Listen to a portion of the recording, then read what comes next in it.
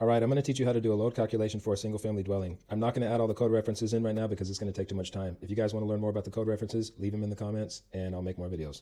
The first thing we're going to add is our general lighting and receptacle load. Now, all these values are in volt amps or amps. All right, so 1700 square feet times 3 volt amps gives us 5100 volt amps. Then we're going to add on top of that our laundry load at 1500 volt amps. Then we're going to add our small appliances in the kitchen. That's another 3000 volt amps. The code tells us to take the first 3000 volt amps at 100%. The remaining volt amps up to 120,000 volt amps will have a demand factor applied of 0.35 or 35%. All that math gives us 5,310 volt amps. We're going to move right down to our range load. For this, we're going to use 8,000 volt amps. The dryer, we're plugging in 5,000 volt amps. And then we go down to our appliance loads.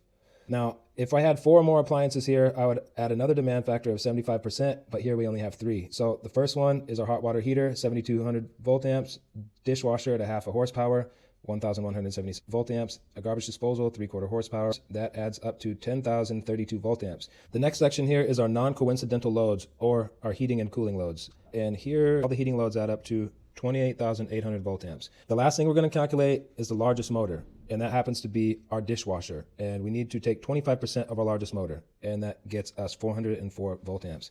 We add all that together, it gives us 57,556 volt amps divided by 240 volts to get 239 amps.